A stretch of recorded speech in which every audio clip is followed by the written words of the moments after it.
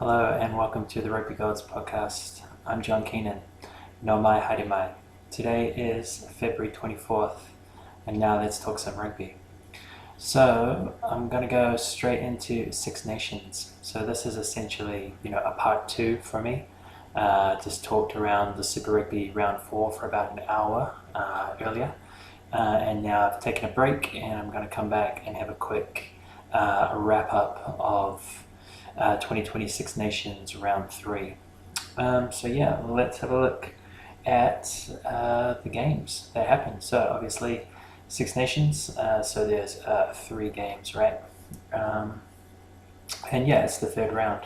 So the way the competition works, for anyone who doesn't know, basically the 6 teams, they will play each other, and generally there's 2 weeks, they have a bye or a week off. There's a third round, which was this weekend, 22nd, 23rd of February. Then they have another week off, and then they finish with rounds 4 and 5. So it's kind of like 2 games, a bye, a game, a bye, and then 2 more games to finish. So pretty much exactly halfway through the tournament right now. So let's go through the three games and the scores, and then just talk a little bit around it. So first game was Italy at home to Scotland. I believe that was from Rome. It was in Italy anyway. Pretty sure, like 99%, 95% sure anyway, that it was in Rome. And the score was 17-0 to Scotland. 5-0 to Scotland at halftime.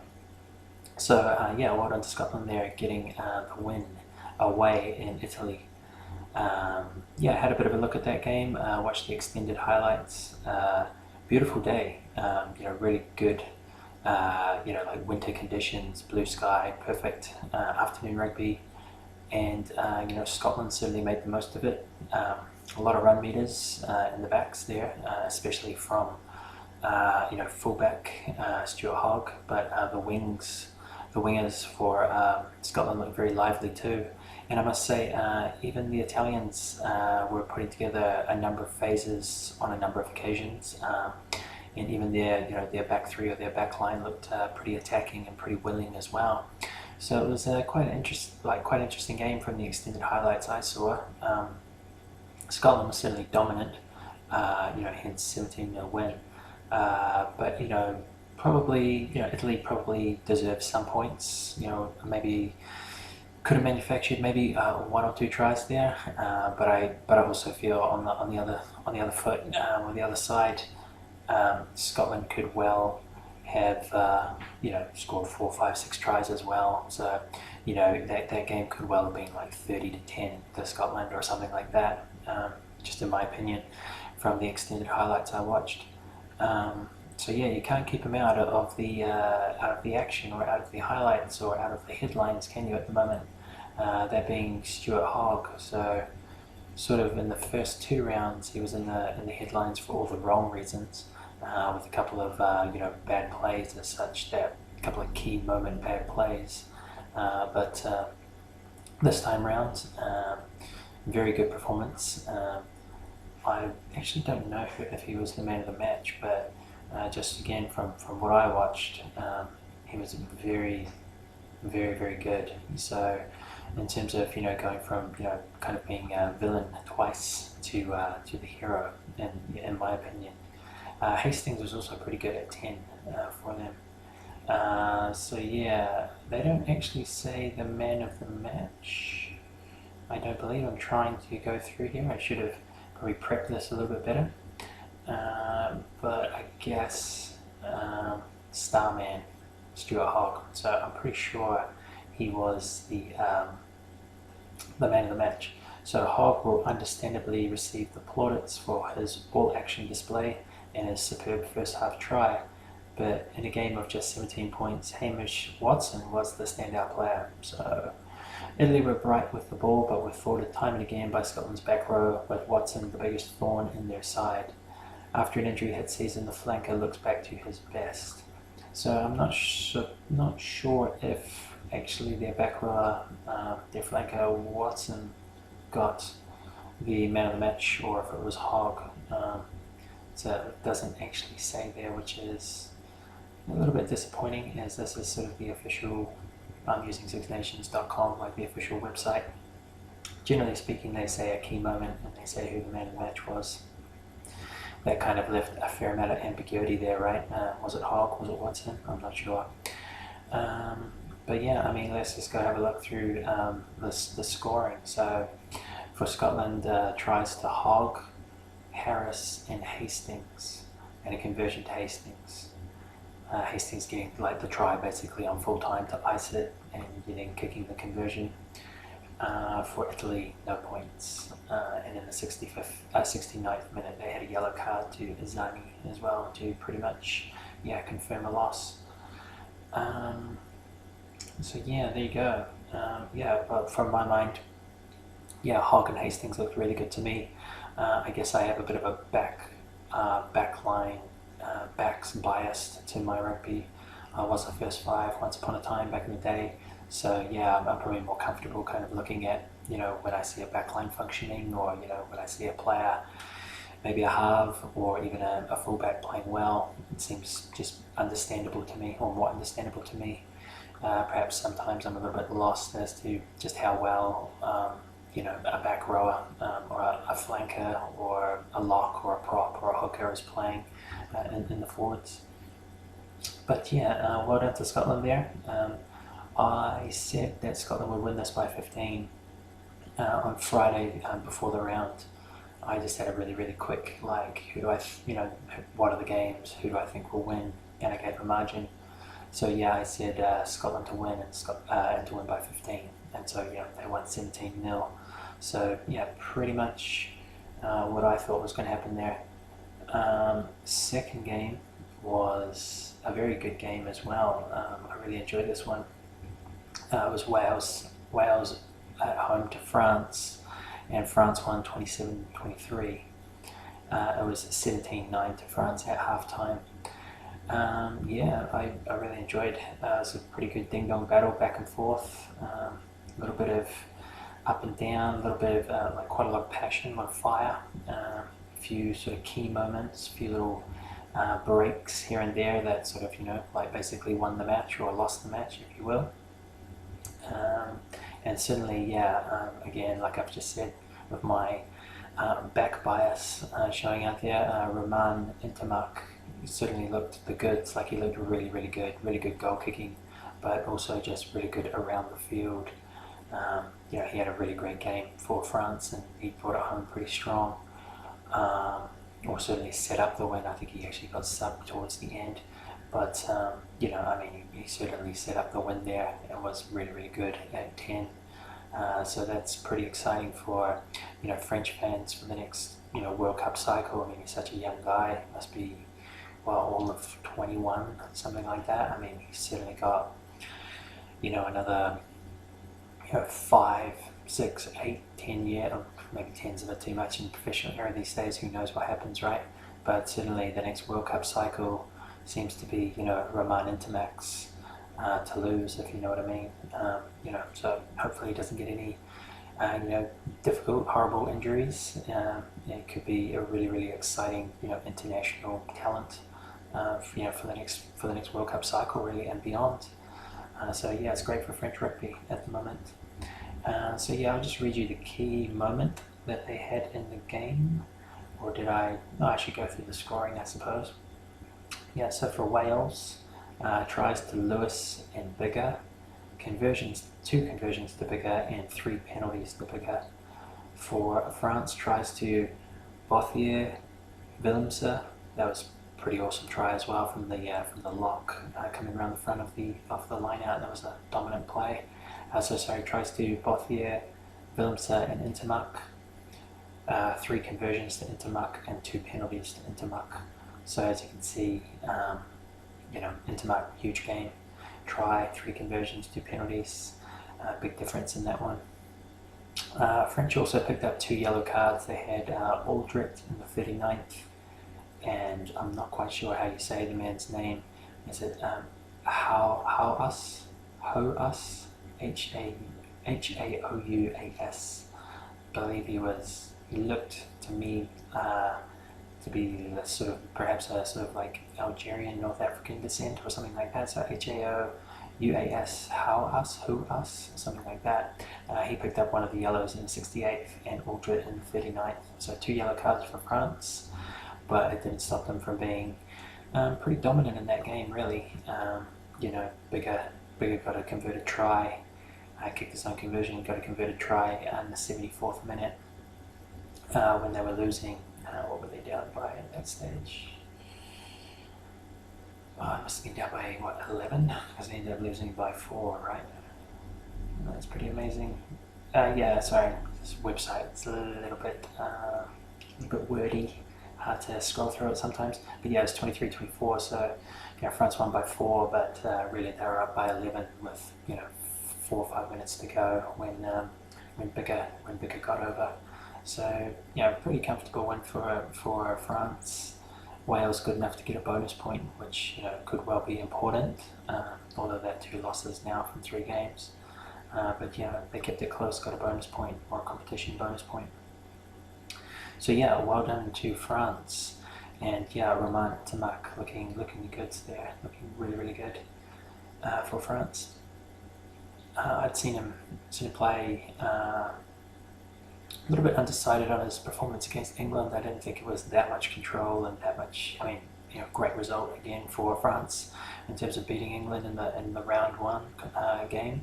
But I didn't really see that much from Ntamack. A lot was made of him and his performance, etc. But I didn't really think he looked that great against England. It was a little bit up and down, a bit patchy, a little bit nervous at times, I thought, especially in the second half when they had a big lead. They didn't really keep their foot on the throat, and I think you could definitely blame some of that on him.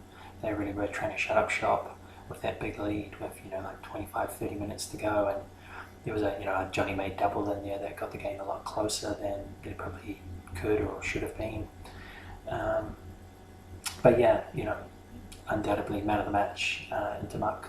And I believe I've actually found the area on the website or on the webpage where it says that. So Guinness Six Nations Player of the Match, Romain Ntamack. So I might go back to the top of the page. Guinness Six Nations Player of the Match for the Scotland-Italy game was Hamish Watson. So it was a little bit ambiguous in the report. Was it Hogg? Was it Watson? But it officially was Watson, the flanker for Scotland, and it was Ntamack, the 10 or the fly half for France. Now on to the third game. I have to admit, disclaimer, I wanted to watch this game. It was an 11 o'clock Sunday night game for me where I'm living, or where I am, and I just couldn't really make it, got busy, whatever, and so I missed it, and now it's Monday for me, and I haven't actually even gone back and watched the extended highlights, so I'm just purely spitballing off the match report. I saw the score, I saw the half-time score, and I was like, wow, this wasn't really that close a match. England was extremely efficient here. I'm sort of butchering this a little bit. Remember I said on Friday I picked the 3 games, and I said Scotland to win by 15. In the Wales at home to France game, I said that Wales would win by 5, and obviously we just went through that. France won by 4, so I didn't get that one. And then this was the third game, England at home to Ireland at Twickenham. I said England to win by 3, and they ended up winning by 12. It was 24-12 to England, and it was 17-0 at halftime. So you get up to that sort of number, 17, 18, certainly 20, when you're dealing with top tier nations. Or like two top tier nations, or 2 fairly even teams going at it. Generally speaking, you don't really come back from that. So 17-0 at half time. Ireland definitely looking down the barrel there. And then second half, England was good enough to essentially be efficient, close the game out. Ireland won the second half, but certainly didn't win the war. 24-12 to England. So let's just quickly go through. So now that I've found where they announced the player of the match, it's right at the top there. So player of the match, Guinness Six Nations player of the match was Courtney Laws for England, the lock, assuming he was playing lock for them. Like I said, disclaimer, I didn't actually watch the game or the highlights. Just purely saw the result. So yeah, let's have a look. Anything there for a key moment? Maybe I'll just fill myself in really. So key moment. Actually, I read this before, but I'll read it out to you. So key moment, with Ireland having got themselves on the scoreboard at the start of the second half. Remember, it was 17-0, so they scored first after half time. That was the Irish. Through Robbie Henshaw's try, England needed to regain the control they had exhibited in the first 40 minutes. A stint in the visiting 22 looked like it may not yield any points, but on the hour mark, replacement prop Ellis Genge scrummaged brilliantly just seconds after coming on to push Ireland backwards and win a penalty against the head. That soon led to another replacement, Luke Cowan-Dickey, going over for the host's third try to put the result beyond doubt, and it all came from Genge and Coe's powerful scrum. So there you go. So yeah, let's just have a quick look at the try scoring or the point scoring. So for England, tries to Ford, Daly, and Cowan-Dickey. Conversions, 3 conversions for Farrell and a penalty for Farrell. For Ireland, tries to Henshaw and Porter, and a conversion to Cooney. Porter, the second try for Porter came in the 80th minute, so essentially garbage time. You know, when the game is like well done and dusted, it's been what 24-7, no 24-5. Essentially last play of the game, right? And Ireland goes over. So yeah, pretty well handled there, Ireland. Really, they'll be pretty disappointed with that, especially coming on the back of a pretty similar kind of defeat to Wales, 2 weeks earlier. So yeah, sorry, they beat Wales 2 weeks earlier, right? So sorry, they came in 2 wins and no losses, and they basically did what England, they did to Wales what England just did to them, right? They handled Wales very well at home 2 weeks ago, and now England's handled them very well at home, 2 weeks later. So they're on the opposite side of the coin there this week. So go through a little bit of the key moment there. Can't really tell you anything about Courtney Lawes and whether he deserved man of the match or not. But yeah, obviously must have been a fairly dominant English forwards performance from reading around this match. That seems to be what everybody's talking about is the English forwards performance, which just laid the platform for a big 17-0 halftime lead that they were good enough to hold on to. So yeah, that's the 3 games. Might as well go back and just recap them one more time. I always like to get the scores in there. So first game again was Italy at home to Scotland. Scotland won 17-0. Game 2, Wales at home to France. France won 27-23 away, good win. And then England at home to Ireland. England won 24-12. And then again, just quickly with my picks from Friday, I said Scotland to win by 15. They won by 17. I said Wales to win by 5 at home, and France won by 4 away, so very well done, France. And I said England to win by 3 at home, and they won by 12. And that could well have been, 17, 19, 20, could have been a lot more. The way that it really probably was, or truly was, just with a very, very late score from Ireland, keeping it a little bit closer. So yeah, a really big performance from England. Although, again, disclaimer, third time saying that, didn't actually watch it, all the highlights, just purely reading reports. Very good France, and pretty good Scotland too, although I think, maybe a more ruthless team would have put 25, 30 maybe even on that Italian team. Interesting little stat there as well. I heard in the commentary that Scotland's 17-0 win was their equal biggest win in Italy, or against Italy in Italy, or against Italy away, or whatever, which I thought was kind of surprising. Scotland's been, obviously it kind of yo-yos up and down as a bit of a minnow in the Six Nations and a bit of a, a middleweight, little like midweight fighting contender some years. So I would have thought Scotland would have come across Italy somewhere in the last 10-15 years, like in form, and really giving them a hiding by 25-30 points. But Scotland's biggest win away, or Scotland's biggest win in Italy, is 17 points, which is what they equaled this weekend. I think that sort of shows a lack of, not to be too negative, but I think it shows a bit of a lack of killer instinct.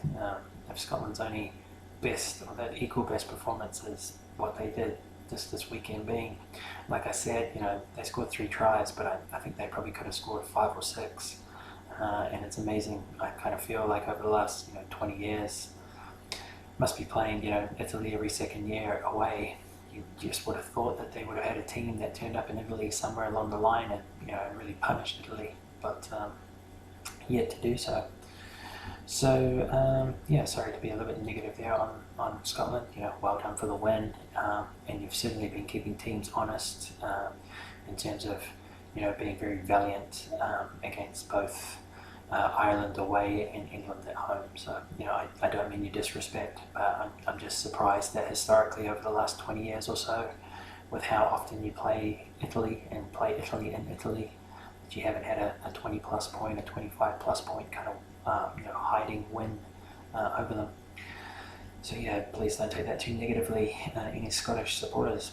So let's have a look at the Six Nations table, which I think is definitely worth having a quick check out of, and then musing about it, and then I think that'll be the sign off me done, right? Because I haven't really done my homework this week for the Six Nations, and I didn't really follow the games closely enough. Other things going on, a little bit of illness, or I'm feeling very good now, but recovering from some illness midweek, and really I just had Super Rugby.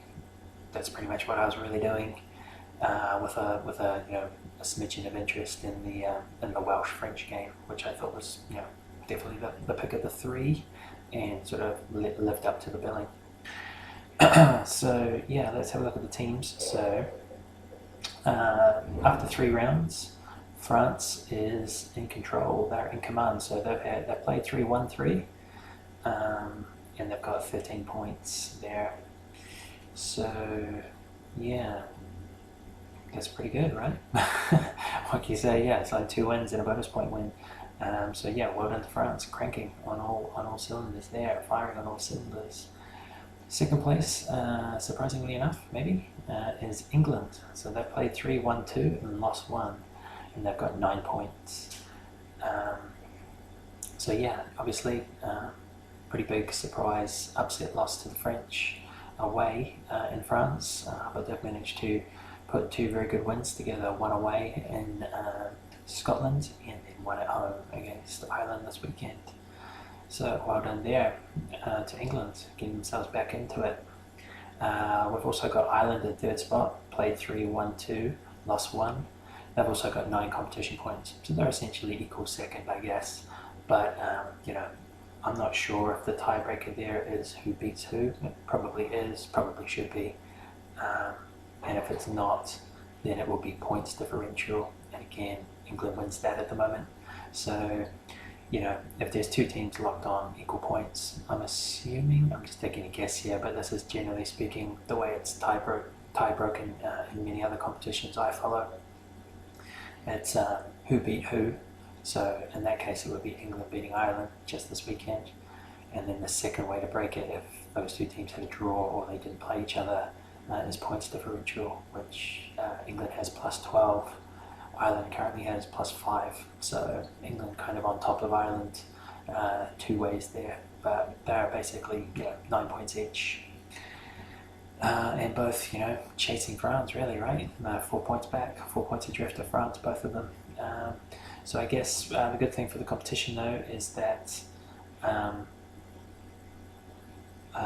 sorry, this computer is just going completely mental on me and pumped out of gone to all sorts of crazy places, which is awesome. Gotta love technology, right? So some reason it's just completely gone out of where I was, but I think I'm back to the points table, which is great. So basically England, Ireland, 9 points each, but England with the win over Ireland and the better points differential is nominally second to Ireland's 3rd. But both teams chasing France, they're 4 points adrift or 4 points behind. But I guess the good thing for the competition is France still does have Ireland to play.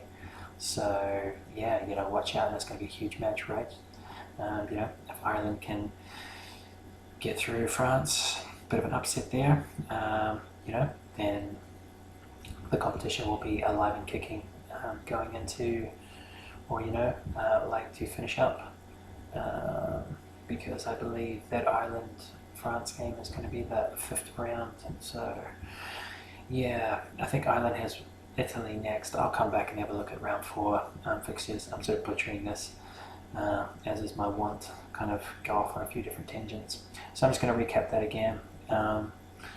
So Six Nations points table after 3 games. We've got France, number 1, played 3-1-3, 13 points. England, number 2, played 3-1-2, 1 loss, 9 points. Ireland 3, played 3-1-2, 1 loss, 9 points.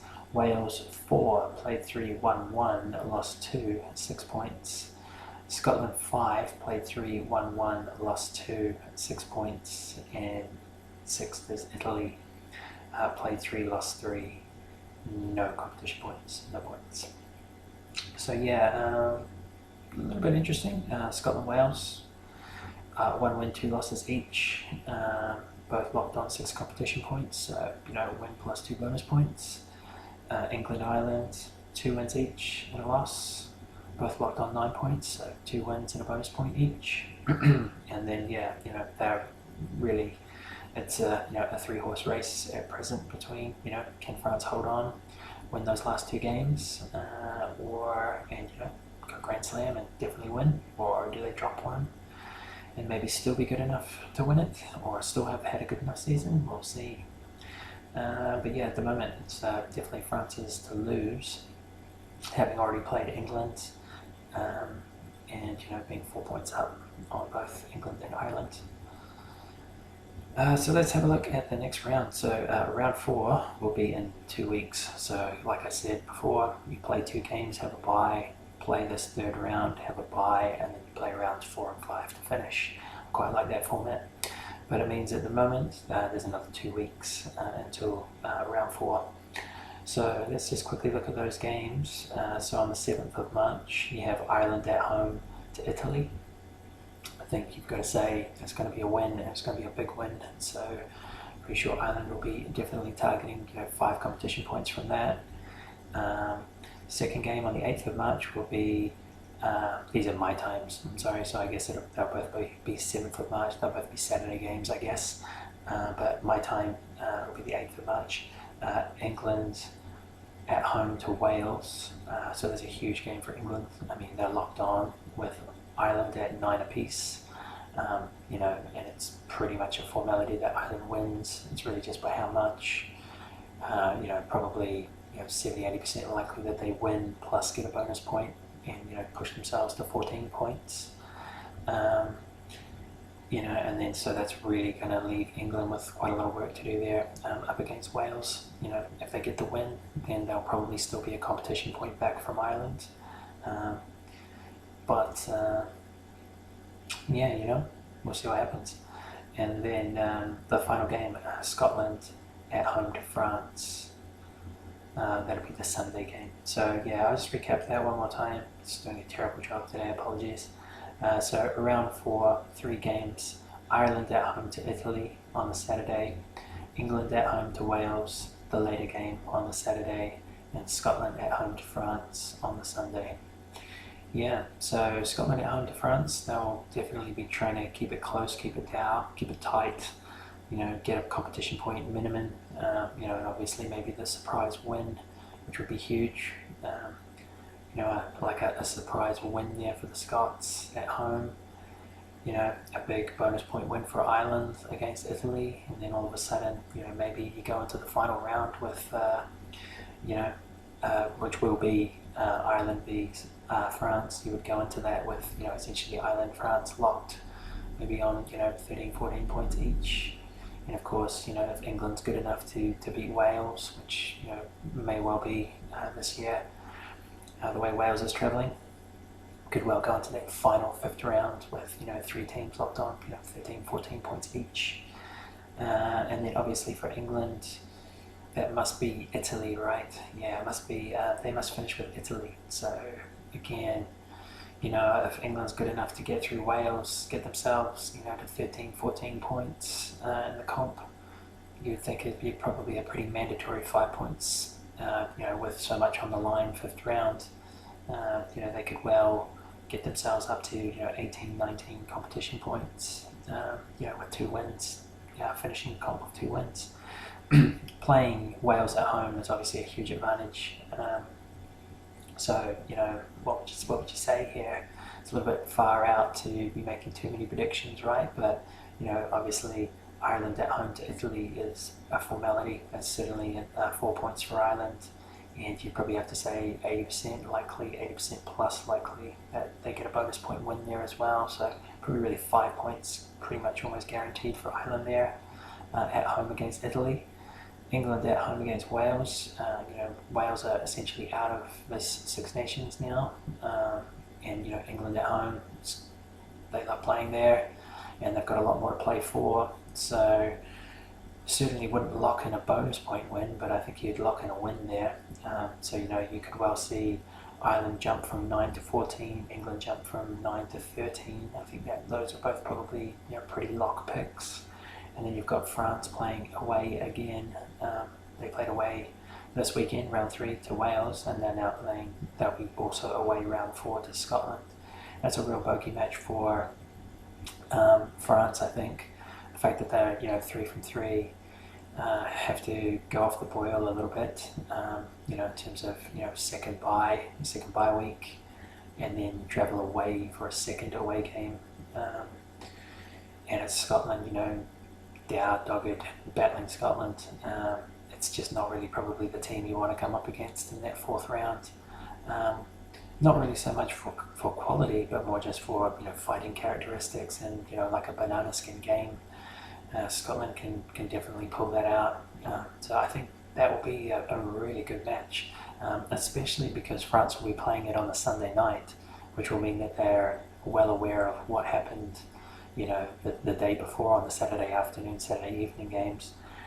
So they'll be fully aware of what Ireland and England were able or weren't able to achieve. And if Ireland and England can get wins, and maybe even really good convincing wins at home, to get themselves up to 14, at least 13, but maybe 14 competition points.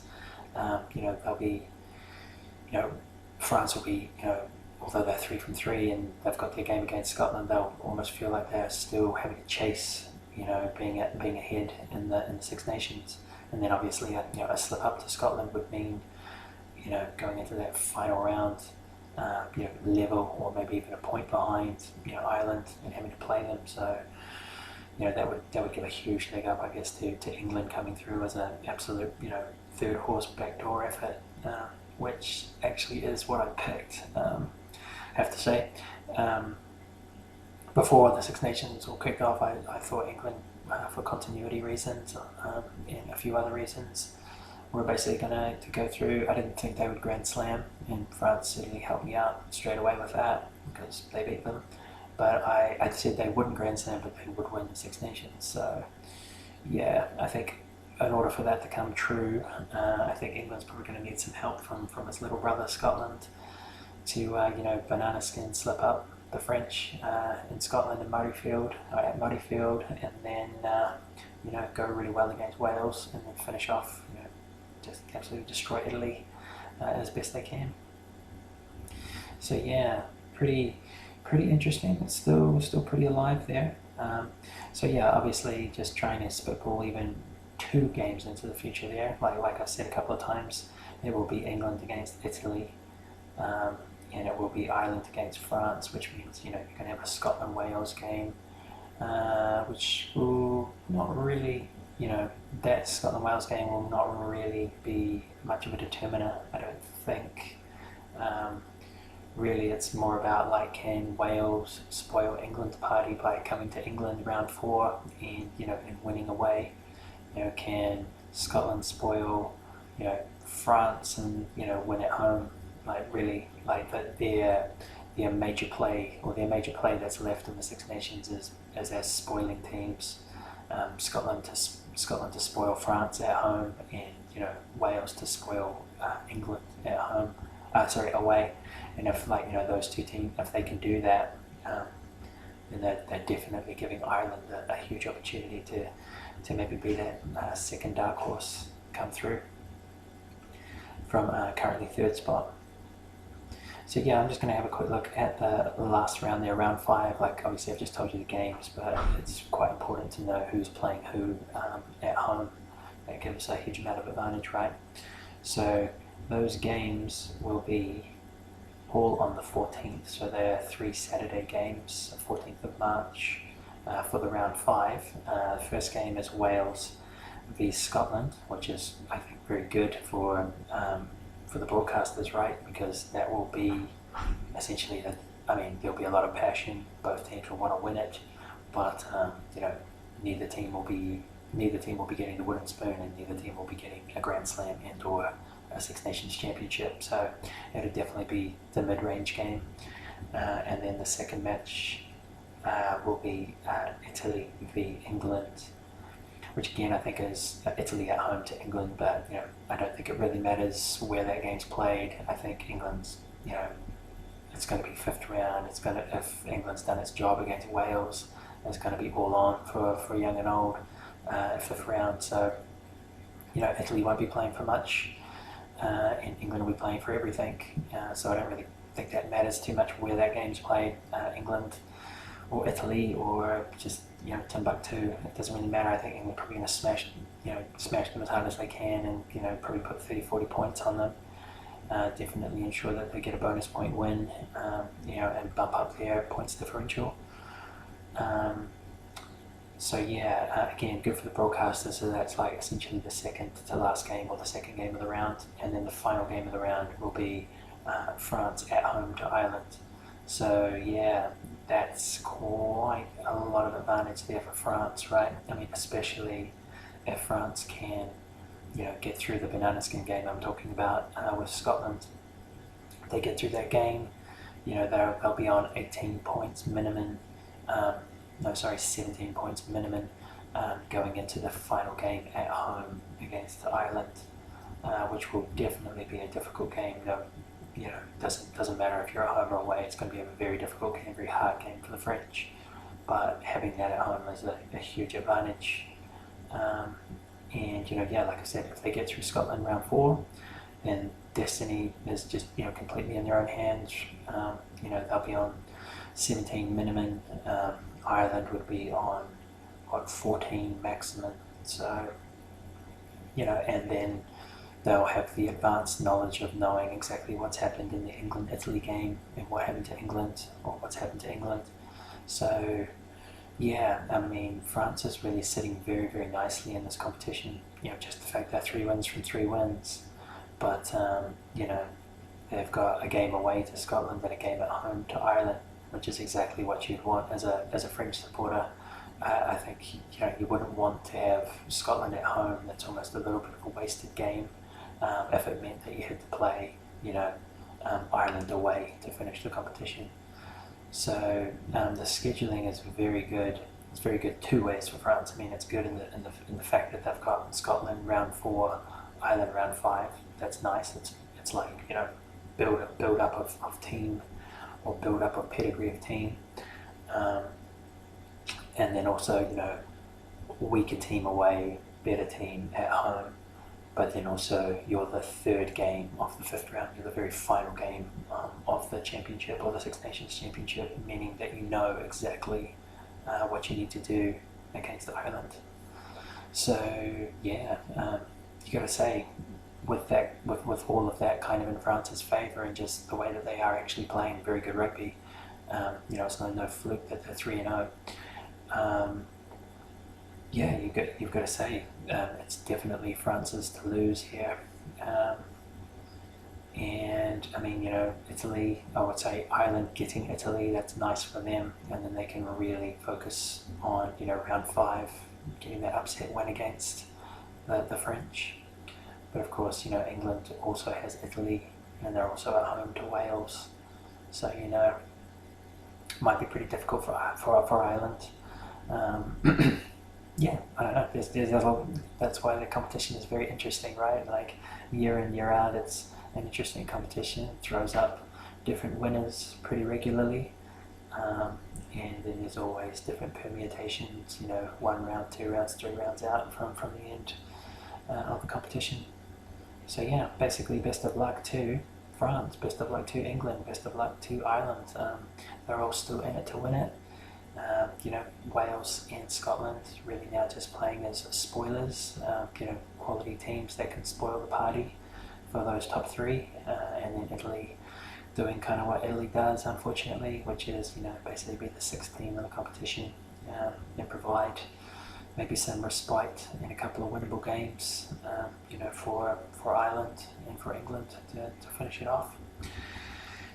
But yeah, good stuff, good competition, and best of luck to everybody. And I look forward to sort of watching some of those games and commentating more on it. So 40 minutes done again. I really thought that was going to be like a 20-minute podcast on Six Nations. I didn't really have that much to talk about or add value to, but somehow I've manufactured 40 minutes right there. So apologies for that, if that was too annoying or boring. But I liked it. Once I get going, once I get my rugby motor going, pretty hard to turn me off, shut me up. But I am going to turn myself off and shut myself off, or shut myself up now. So thanks a lot for watching or listening if you did. Please subscribe on YouTube to the Rugby Gods podcast. You're probably watching this on the YouTube channel right now, so if you could subscribe to the Rugby Gods podcast YouTube channel, that'd be awesome. And if you can find me at Facebook, go to Facebook at the Rugby Gods podcast and give me a like, or give my my page, give my Rugby Gods page a like. That'd be awesome too. Thanks a lot. If you've got any, if you want to send me an email or send me some messages on Facebook, whatever, here in the comments on YouTube, it's all good. So anything about rugby, happy to have a chat about. That'd be awesome. So thank you if you do any of that or want to do any of that. So signing off. Thank you very much. Have a great week. I hope things are well in your world, and good luck to the Six Nations and all the other rugby that's happening around the world. So gonna sign out there. Ka kite and I'll see you again, and good luck with your rugby. Alright, bye bye.